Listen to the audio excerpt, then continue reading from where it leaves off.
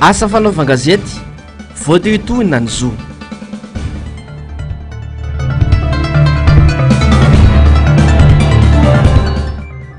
KMF Konoe ahina itony fitsipahany olom-pirenena ny fifidianana. Lalàna amin'ny feny asa andininy maro amon'ny mpiasa hoy ny randrana sindikaly. Tompoko lasy sy tompoko vavy manolotra ny araba ho antsika rehetra manaraka ny fahitalavitry ny MBS indray amin'ity hariva ity tonga sondrainao ato anatin'ny fotoana ny fampirahalaam-bavao manasanao ampanajana sy ampitiavana tenako anaraka ny vavao hatramin'ny farany. Ny lafim-baovao ny politika avy hatrany mitsipaka marin-drano ny fiainanana ho filoham-pirenena izay kasain'ny fanjakana atao amin'ny 12 Desambra ho avy izao. Io no anisan'ny vohitra nadritra ny fanambarana nataon'ny vondron'ny kandida androany. Ankoatra izay ho fanohizana ny tolona dia natsangana ny cellule de crise hivondronan'ireo herivelona eto Madagasikara. Nanatanteraka fivoriana izy ireo androany tety sy andraharo niaraka tamin'ireo solombavambahoaka manohana izany etsika izany Jessica Miray niary tanjona ary Mathieu Prasi. Teboka ena no mandrafitra ny fanambarany vondron'ny kandida. Ny voalohany fanamelohana ny ramatahora tao amin'izay rehetra maneho hevitra. Ny fampiantsoana ny sesy no ny aya fisina fikomina miaramila dia mampiseho fa misy tsy milamintsony ny rarao anatin'ny foloalinda hoy ny fanambarana drany. Manamafy ihany koa ny vondron'ny kandida fa tsy manaiky ny saritsary-pifidianana izay natao amboletra teo. Ary mitsipaka marin-drano ny fiainana ho filoham-pirenena izay kasaina ataony 12 Desambra izao. Ho azy ireo dia mitohy ny ezaka hitondrana ny fanovany, mitohatra any koa araka izany ny tolona ary mitsangana ny cellule de crise. Iarahana amin'ny vondron'ny kandida, ny antoko sy vondrona politika, ny olom-boafidy, ny fiarahamonim-pirenena, fikambanana ary ny ray aman-dreny ara-drazany. Ity farany izay andrindra manomboka ny herinandro avy io ny esika rehetra manerana ny nosy. Vedokrana be daholo ny voaka malagasy manahy no avy zay zazany hoe vokatry n'ilay forsena natao sy ilay ankerisetra nanagonazy amin'ilay fifidianana dia manahy izy ary izay fanahiany izay tsy mijanona ho azy teo fotsiny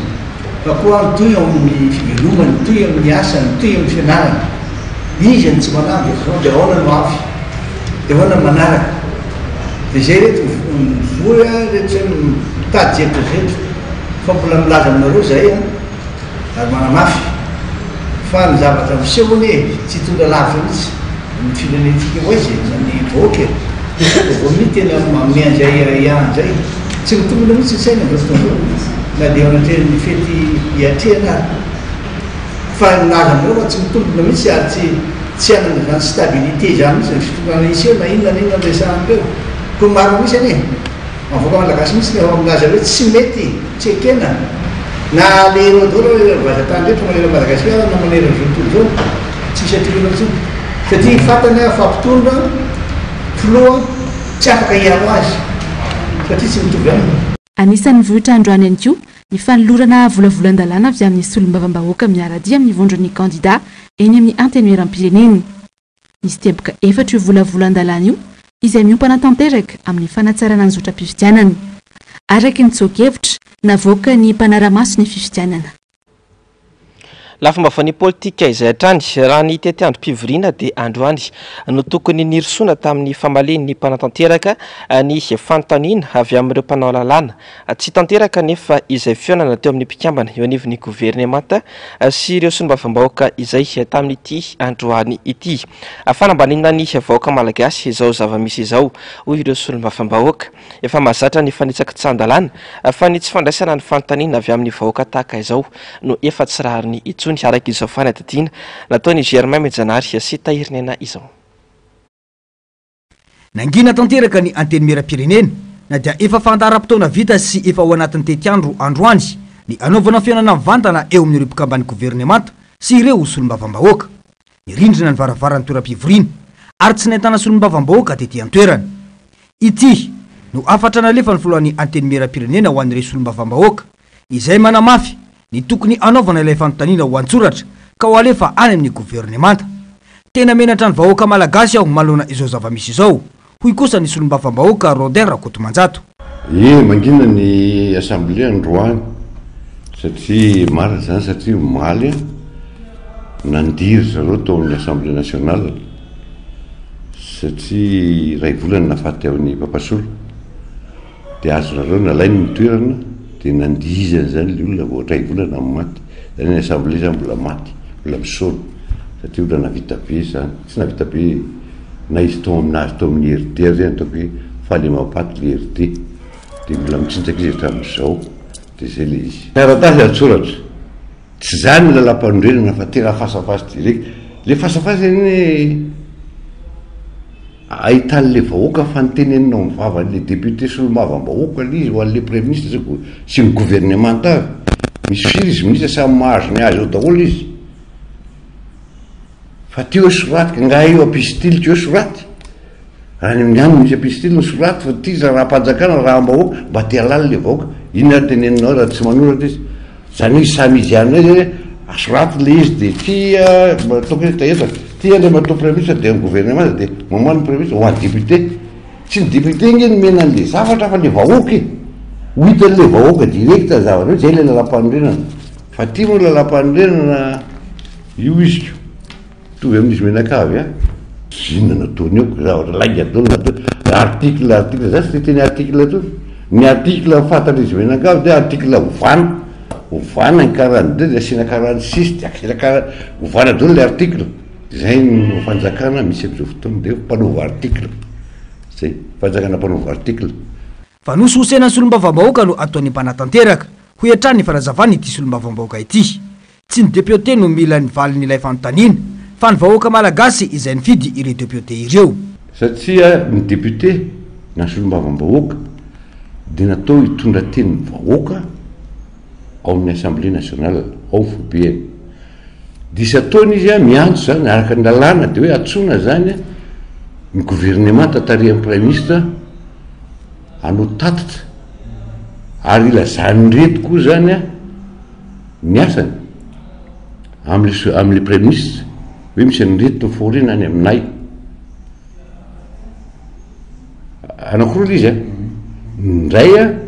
avy any amin'ny vahoaka nentin'ny député satria isan'andro a vita dia any tsara zany le député dia tokony tondra ny afatry le vahoaka avany hoentinato a ho aseho le mandeha isataona hoa zay le lalam-panorenana ho aseho a amin'le premier ministre sy ny gouvernement hoe aizy reto zavatra reto niodina tantara nandeha propagande mbola lasa ihany le balarora nafafitlainga tamin'ny vahoaka tany anao an'izao anao an'izao anao an'izao miandra le vahoaka fa dia eny ary fa dia zay ny teny le député tany zany hoe raha tena izy zany le député mpanoana fitondrana mihitsy a ny fopla tsy nay niady a satria izy lazaina fa maro anisa izy ny tompon'ny fanjakana dia tsy hay ny hoe nidirisy an'le premier ministre hoe tsy maintsy atao fa zay mba te lazainy amin'le vahoaka fa tonga tenareo le tatitra forim-bahoaka fa tsisy nanao azy zany fa vita ny propagande a be debe nylainga natao a tonga dia niakaravaty a dia hoe atao io dia izy atao io tsy maintsy zay le valiny tsy maintsy zay mifanarahan'ny premier ministre sy ireo député amin'ny fitondrandreo fa mitolona ny vahoaka zay nataoko hoe marary miaraka amin'le vahoaka indro amin'izao no nofoanana ny tokony ho fiaonana teo amin'ireo solombavam-bahoaka sy ny mpikamba ny gouvernemanta mahontsa raha ilay any mpanjakana antokana manara-dalàna eto amin'ny firenena no ataony mpitondra tahaka izao hitsakitsahin'ny mpanatanteraka ny hasin'ny vahoaka malagasy raha izao endro-javatra amin'izao izao ho hiatrany ny nambarany afasatra ny androsoan'ny firenena raha tokoka mbola ny fomba fisainan'ny malagasy sasany amin'izao fotoana izao izany hoe mifototra amin'ny fitiavakely no mbola mitohy ho ny solombavam-bahoaka Rodin Rakotomanjato androany tsapan'ilay mpitondra fatanteraka ilay fampantrana malagasy ka ararotina mba hitazomana fahefana izany ankehitriny ho hiatrany ny nambarany raha niresaka tamin'ny Germain Menjanary sy Tahirnena. Ny malagasy irery andry ny olom-pirenena manaiky amin'izay anaovana azy tsy mety tonga saina ny malagasy manoloana ny fanambaniana sy ny fanambakana azy hoy ny solombavam-bahoaka Rodin Rakotomanjato herinaratra azahoana miasa manao soudure ampandehanana vata fampangatsiahana azahoana mamorona asa no tadiavina isina fampandrosoana fa tsy jiro tsy havita inona akory ho hiatrany ny fanazavany fa omaly raha nino anga préfet-na Antananarivo hoanao vahoaka mihitsy miatrika amiko tenako an'ity niafatra prime ministre zay moa niafatra ny miny lehibeany ay satria le lehibe le président général filohan'ny république malagasy na azy tao vokatra tao vato mavesatra no mamebako azy hoe tsy teninina fa manomboka amin'ny herinandro de tsy aza tao manao fety nanao soavana ianao ninina ataonao any tanàna fa hitsena vazatsika apetrako anao malagasy hitsena vazatsika de ohatra ninona zany de mitsika menaka tolona mbola tsy vita mbola anatin'ny tolona sika malaila ny tena hoe mbola tsy nisy era-tany tsy mbola izy teo hatramin'ny enimpolo taona teto Madagasikara zany hoe zara-jirona koa ny vahoaka hoe ty mana be dehibe ao reny le jiromora fa ao anatin'io zany le anatanteraka an'le afatra le nitapatapaina hoe misy mananasa ve ny tanoka reny zany nentin'ny olona reny jiromora reny no izy nanaovana sodira reny zany nanaovany vata fankatsiahana nanaovana an'le ivarotana an'le trondro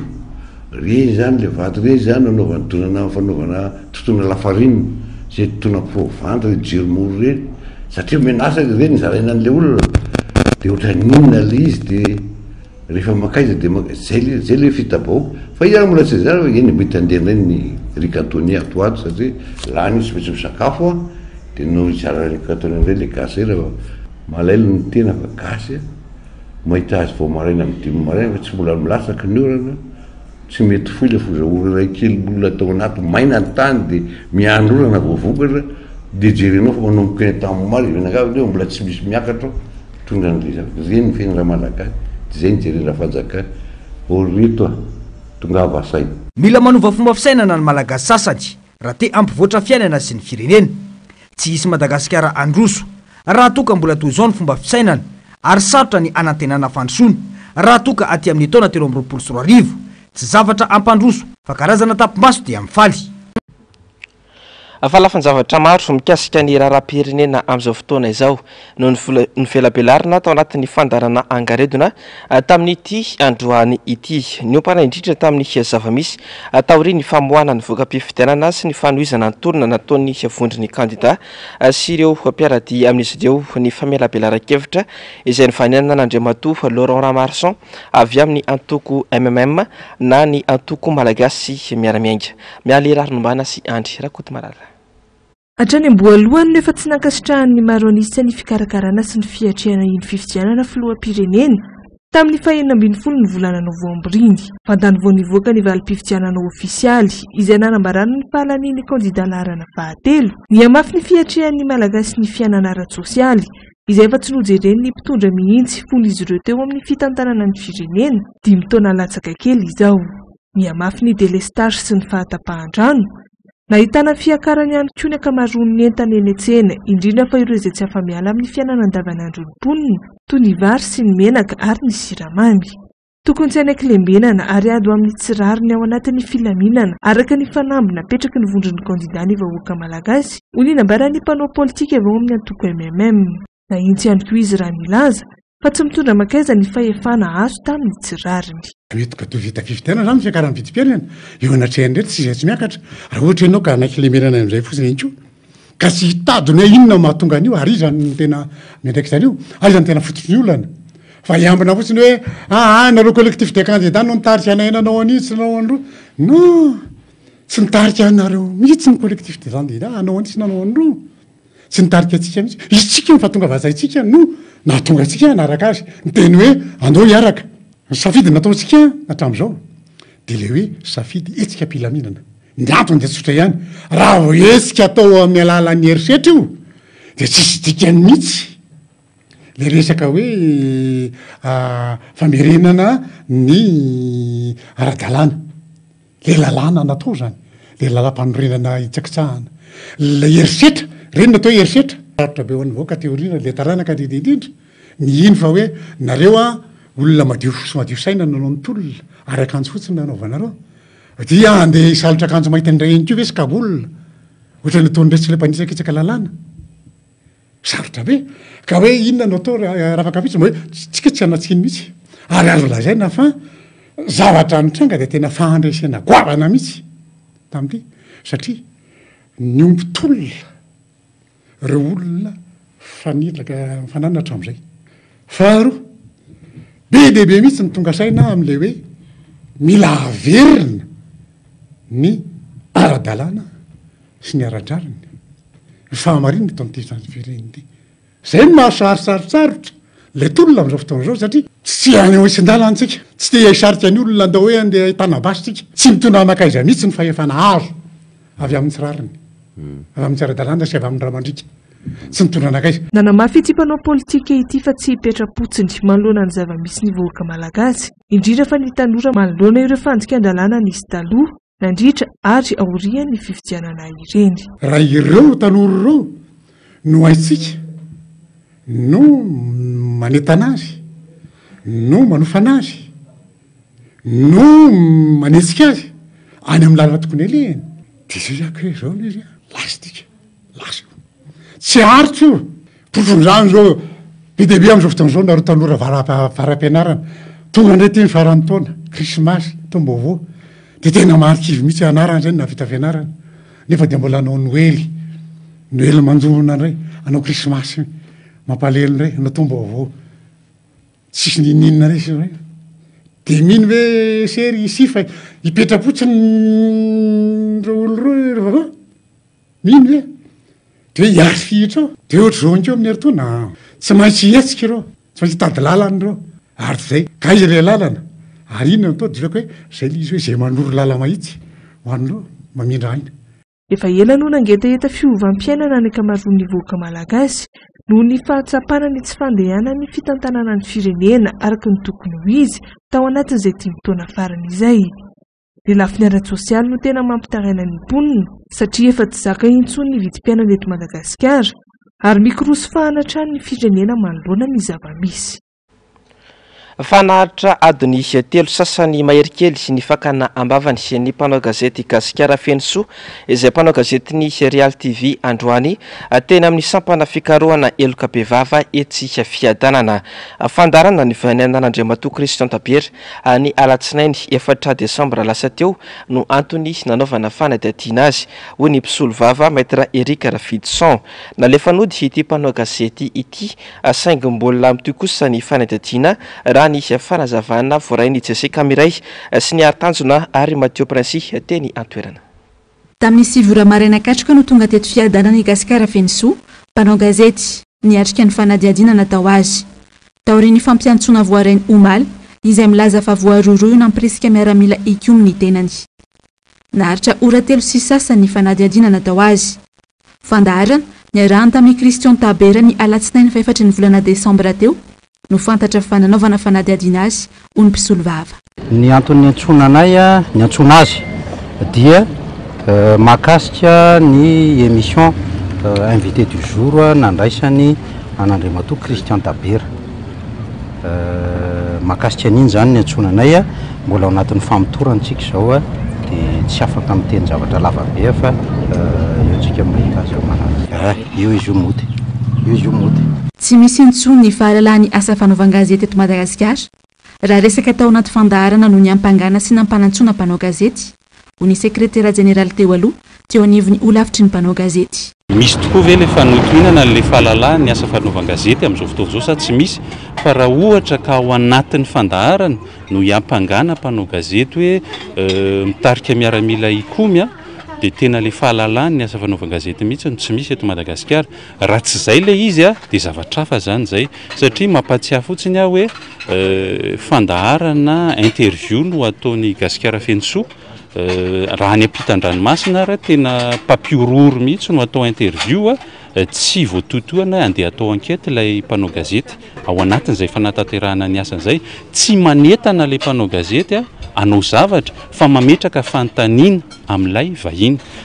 tokony isin'ny firaisankina ny mpanao gazety dia hoe ny fiarovana n'ilay fahalalany le asa fanaovan-gazety ka raha izay ny voatotoana dia izay ny ratsy fa ny resaka politika iny moa zany zavatra ataony rehetrarehetra ihany iny ka tsy dia tiako hidirana loatra fa zay mihasarotra ary mihamafy isan'andro ny fanehoan-kevitra sy ny asa fanaovan-gazety eto Madagasikara amin'izao misy eo amin'ny endriny-rehetra ny fampanginany ho kosa ny federasiony fikambanany mpanao gazety na ny FAJM. Tena mandeha isan'andro ve mitombo isan'andro tiana ho ATV-ny isan'andro ny ataoko hoe fampanginana ve ny fampitahorana ve fanontaniana apetrakantsika daholo za satria na tiana na tsy tiana ny fampiatsoana amina chef d'inculpation mavesatra be tahaka an'izao dia misy fiatraikany foana na any amin'ny toe-tsainy mpanao gazety miatrika ny asany andavanandro na amin'ny mpanao gazety hafa izay ao anatin'le corps ray manontolo zany ary mametraka fanontaniana no tena anjara asany mampiresaka ny vahininy eo amin'ny plateau tafiditra ao anatin'ny fahalalahany zany amin'ny fanatanterahany asany ary arovany lalàna mify ny asa fanaovan-gazety amin'izao fotoana izao dia izay le antony ametrahantsika fanontaniana maro samihafa hoe zay mihitsy ve zany le rafitra na le fomba atao hirosona any amina fampanginana na famoretana ankolaka miantso amin'ny firaisankina-tsika mpanao gazety ny ligne éditoriale isaky ny orinasa no mety ho samihafa fa ny zavatra mitranga tahaka an'izao dia manam-porofony aminy hoe tsisy nizaniza zany androany afaka miteny fa alaboriana hoe tsy ho voatotoana amin'ny resaka hafa mihitsy ivelana asa fanaovan-gazety na dia asa fanaovan-gazety zao zany fantatra fa tena iveloman'le olona. Araka izany dia mampanay ny fizoran'ny asa fanaovan-gazety eto amintsika voantotoana tanteraka ny zo fototra amin'ny fahalalana manao ny asa ny zo fototry ny olom-pirenena azo vavao raha izao zava-misy izao no zoina. Malaina amin'ny fifidianana ny olom-pirenena malagasy eo ny tsy fampi ny fanabeazana fa eo ihany koa ny fiheveran'ny olona fa tsy anovan'ny fiainany izay vokatry ny fifidianana sy izay hitondra eo ny avaka ny tamin'ity taona ity fa fifidianana anisany ambany indrindra ny tapandraisana anjara ary tsy mbola hita atao anatin'ny impolo taona teto amin'ny tantarany Madagasikara. Jessica Miray sy Mateo Prince. Nahitana fiainana trany tany mpifidy tamin'ny fifidianan'izany fanesy teto Madagasikara. Raha 7.4 izany tamin'ny taona 2010 dia nidina ho 2.7 izany taona 2014. Ny taona 13 2.4 ny latsaka hatrany amin'ny 4.5 kosa izany taona 20 ary tafidina hatrany amin'ny 4.3 izany tamin'ny fifidianana ny fahenina ambin'ny folo ny volana novambra farany teo raha ny taremarika ofisialy. Isan'ny antony nampiaina ny tany mpifidy ny hetsika nataony vondron'ny kandida mialohan'ny fifidianana. Efa nalaina tamin'ny fifidianana hatramin'izay kosa nefa ny malagasy noho ny fiheverany fa tsy mampiova ny fiainan'ny politika sy ny fifidianana. Nisy ilay ataontsika hoe fitsanganan'ireo mpanao politika izay nilaza araka ny slogan moa zany hoe dioviny tokotany alohan'ny fifidianana ka ilay ataontsika hoe boycott raha zay nitondrantsika azy dia azo adika ihany koa io liberté na ho fahafantireny teo tsika dia afaka nilaza fa tsy afaka naneronizaniza na ilay OGE na ny CENI izay mpanomana ny fifidianana na ny gouvernementa izay ataontsika hoe nampiriska ny fifidianana na izay société civile ara izay mpanabe olom-pirenena ka nilaza fa ilaina ny miantrika fifidianana rehefa tonga ny fotoana tokony hiatrana an'izany dia niaina ny fahafaly ny olom-pirenena. Azo anazavana izay ihany koa zany ilay ataontsika hoe le tsy fampiany ilay communication na ilay fifandraisana teo amin'ny mpanomana ny fifidianana sy ny fanjakana makaty amin'ilay olom-pirenena tsotra. Fifidianana roa no isy mandritra ny enim-bolana voalohany taona 2024 dia ny fifidianana solombavam-bahoaka sy kominaly ary mpanolontsaina itanany. Samy tapitra amin'ny voalohany ho taona 2024 avokoa mantsy ny fiampitoam-piasana ireo olom-bafidy ireo. Ho an'ny KMF Knoe, ny fifidianana solombavam-bahoaka no tokony mandeha mialoha ahafahana mitaratra na mbola hitroana tsy ny fitsipahana ny fifidianana. Raha amin'izao situation zao moa zany dia ina ataontsika deuxième tour élection ka ilazana hoe tena mipetraka ve ilay safidin'ny olom-pirenena nakany amin'ilay fifidianana filom-pirenena manaraka eo zany. Io zany no fana mitsara. Araky ny tety andro efa navoaka ny CENI ho tanterahina eo anelanelany volana martsa hatramin'ny volana May 2024 ny fifidianana kominaly. Tsy mbola nisy kosa ny sosikevitra mikasika ny fifidianana solombavam-bahoaka. Nanatanteraka atrikasa androany ny teo anivony voamera-pirenena maleo tena misana ny zon'olombelona na ny CNIDH sy ny ONG tolotsoa atrikasa izay nifantoka tanteraka amin'ny ady ho amin'ny kolokolo sy ny zon'olombelona. Misy fandraisany ireo teboka roa ireo raha ny fanazavan'izy ireo ka tsy tokony ho atao amban-javatra ny ady amin'izany. Germain Menjanary sy Tahirinena. Tsy tokony ony ady amin'ny kolokolo fotsiny ihany no resainy fa eo ihany koa ny zoma olombelona. Zavatra roa misy fifandraisany ireo hoy ny teo anivo ny voamera-pirenena maleo tena misana ny zon'olombelona na ny CNIDH. Fitarainana maro no voaray raha ny fanazavana ary ny asa-panjakana matetika no azahoana izany. Miteraka fahavoazana maro lafy indrindra fa mahalona ny zo fototra tokony hositrahany tsirairay izany. Ny fandraisana anjaran'ny olo-pirenena eny fotony no ambara fa antony iray lehibe iankina ny fahombiazan'ny mpakady-pirenena iadina amin'ny kolikoly eto Madagasikara. Noho izany, andraikitry ny rehetra ny ady amin'ny kolikoly. Mifototra amin'ny fampitokisana, ny fifanoana ny vahoaka ary indrindrandrindra ny fandraisana anjara sy ny falorantena ny mpisehatra rehetra. Anisan'izany ny olo-pirenena, ny fiarahamonim-pirenena, ny sehatra tsy miankina ary ny ainovakijery no isan'ny fototra iadina amin'izany. Raha jerevantsika ny any amin'ireny firenena ataontsika hoe mety hoe fitaratra angambany, lasa lavitra ny fiarovana ny zon'olombelona. Ary ny hoe lasa lavitra ny fiarovana ny zon'olombelona dia miainga amin'ny fototry ny hoe fisitranana izany zon'olombelona izany dia ny fitoviana. Mba hisian'ny fitoviana nefa dia mila matanjaka ny ady amin'ny kolikoly satria izay kolikoly izay ny tena mametraka sy miteraka an'izay hoe tsy fitoviana izay eto amin'ny fiarahamonina sy eto amin'ny tany sy ny firenena. Na jerevantsika ny sehatra asa rehetra, jerevantsika ny mety hoe eo amin'ny tontolon'ny asa-panjakana sy ny hoe service public ny ilazantsika anazy angambany dia izay resaka hoe kolikoly izay foana no hita hoe ahenoana fitarainana. Tsy ho tenentsika manokana eto hoe inona ny tena hoe sehatra misy ny asa-panjakana ahitana an'izay kolikoly izay fa matetika maro ireo voatonona miovaova isa-taona moa hoe iza indray no mety hoe sehatra asa-panjakana voakasika fa misy an'izay zavatra izay dia fanovana toe-tsaina ny tena endohan'izany rehetrarehetra izany raha hoe hojeremana manokana ny fomba hisitrahana ny zon'olombelona amin'ny alalan'ny ady amin'ny kolikoly.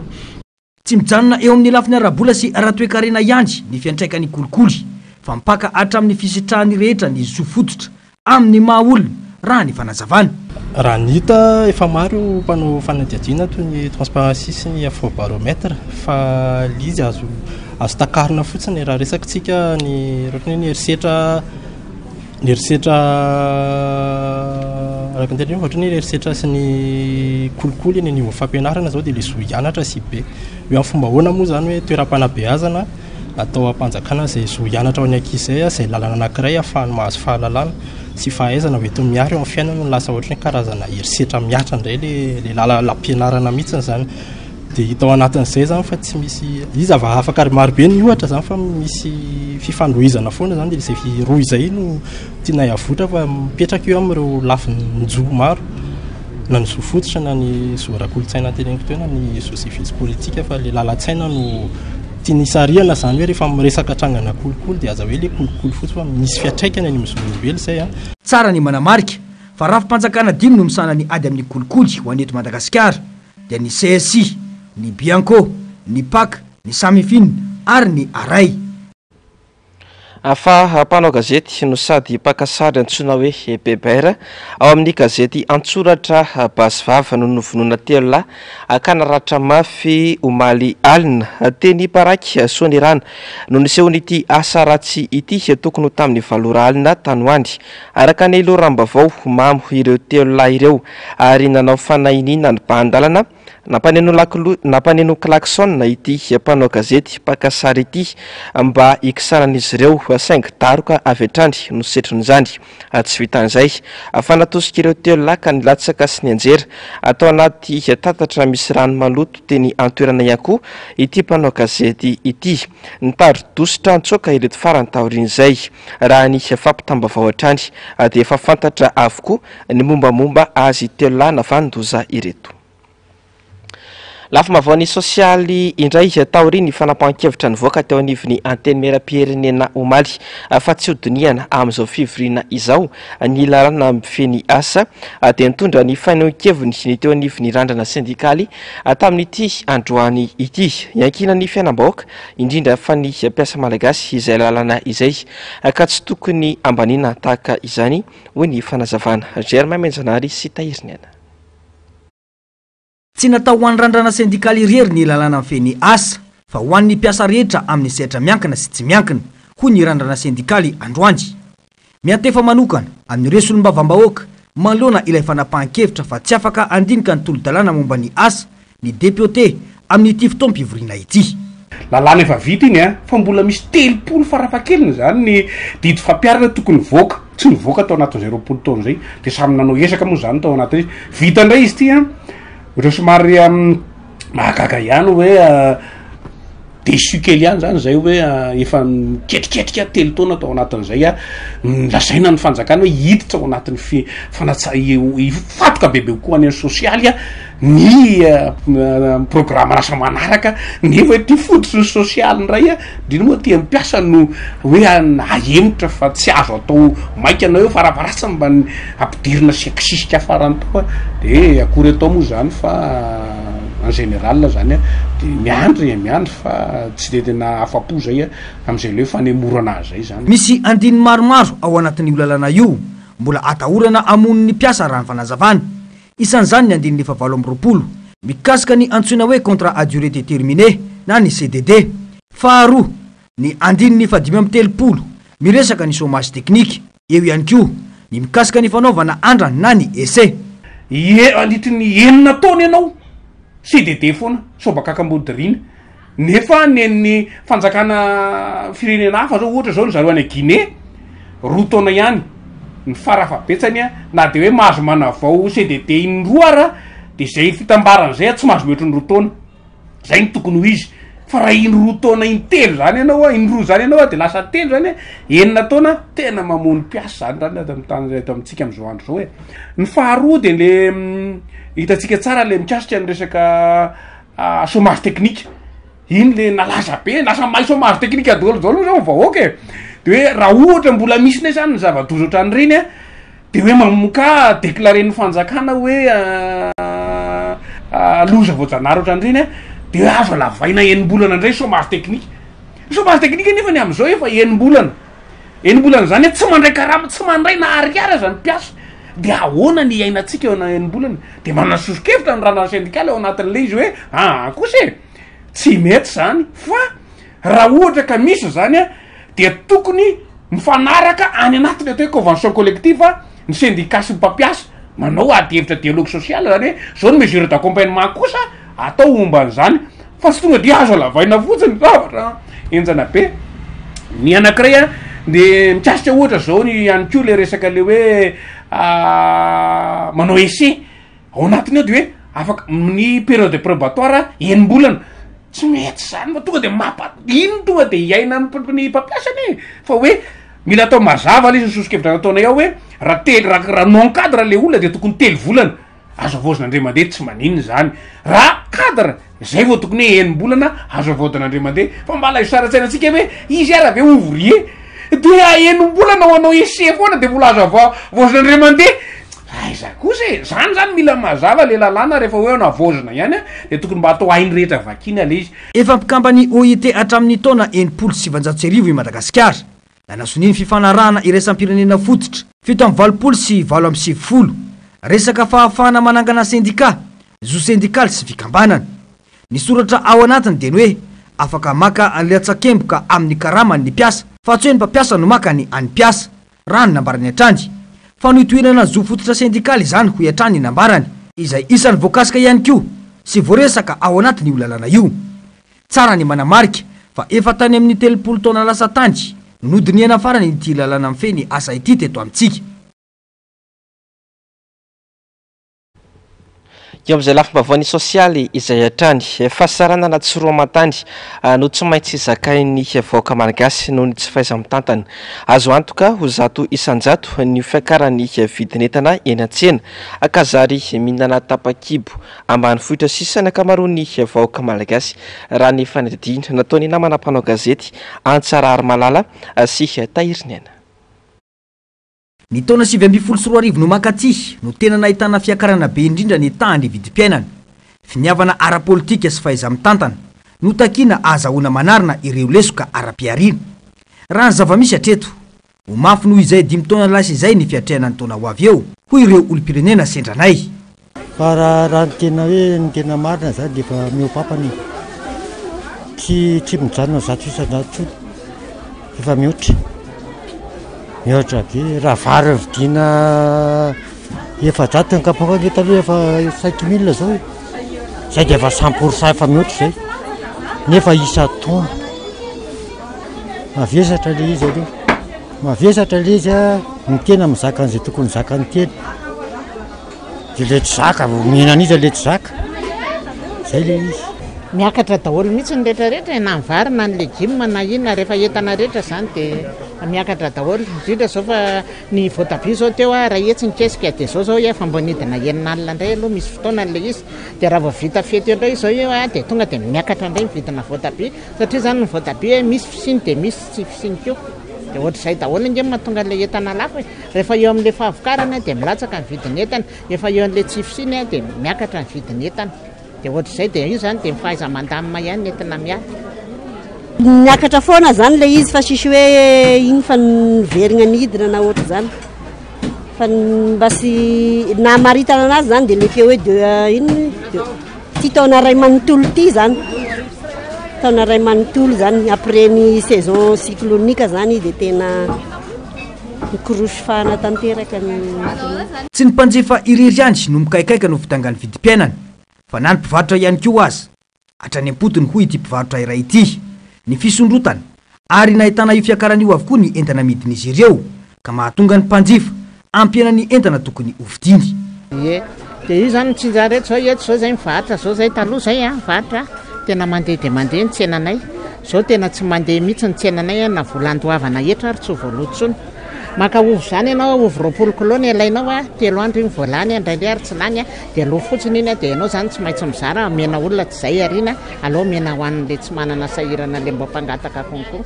dia ao anatin'ny tokantrano zany ianao zao mivarotra eto anao nefa ianao tsy mitondra 10,000 mody nefa ianao mianana zanaka mianatra zany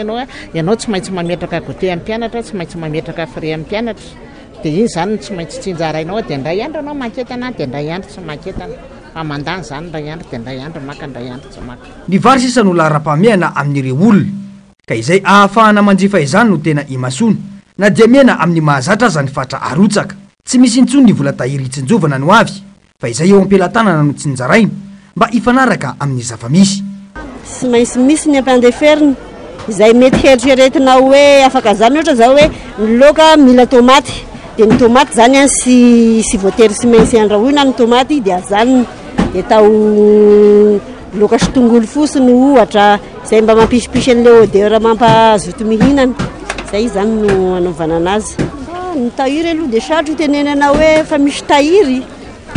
sarotro zay fa miaigna amin'le andavanandro ohatrany hoe mampiasa mpanjakana zany dia le karama dia ny karama raha mbola mampatahotra anao hoe tsy misy hony ohatra zao hony tara hony dia sy fantatra izay rano fa hatreto aloha mbola hoe mandray karama fa sao mandeha efa hoe sy misy fa ohatra zao dia sy maintsy nio manaraka izay hoe ahoana rehefa sy misy izy zany dia mety ho asasaky le mahazatra no entina miaina. Arak'izany dia ho mafy no hiatrena io taona io indrindra ny maitso ahitra. Amaranantsika ny vaovao ity androany ity mitohy hatrany ary vamaika miamahery vaika ny ady eo amin'ny Israely sy Hamas roa volana aty aoriany ny poany ady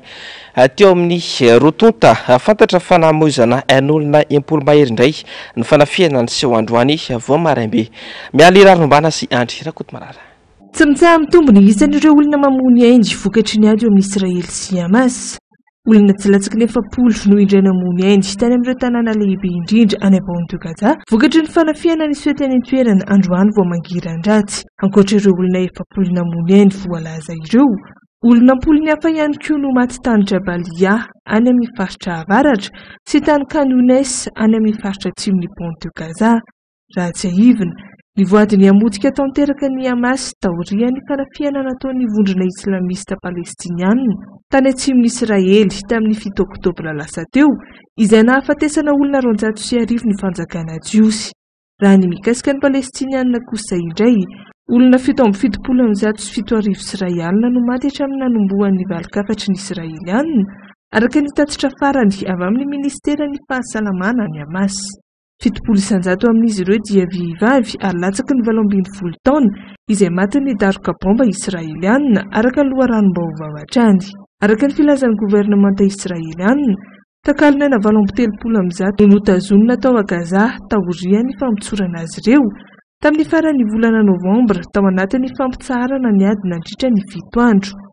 olona 500 hafa no nalain'ny Hamas sy ny mpiaradia amin'ny ankeriny tamin'ny 7 oktobra anisan'izany ireo olona 20 ho takalina ireo palestiniana voafonja miisa 700 no tanan'ny Israely manoloana ny zava-misy misy ny tsindry miantefa amin'ny filan-kevitry ny fiarovana eo anivon'ny firenena mikambana avy any amin'ny sekretera jeneraly ny fikambanana iraisam-pirenena ity any amin'ny tokony sy ny antso amin'ny fampitsarana ny ady sy ny hijerenany maha-olona Androany Zoma ihany. Ny fandarana ao namarina sy ny Global News izay no arahinao avy hatrany aory izao fotoana ny fampalalam-baovao izao aorin'izay kosa ny ronan-tsary indray amin'izay vao mitondra lohateny hoe Verasta Exorcisme Part 2 ny sampana fampalalam-baovao dia misaotra anao nanaraka ny vaovao hatramin'ny farany mametraka ny veloma mandrapitafa ho amin'ny rampitso indray sy tompoko lasy tompoko vavy veloma tompoko.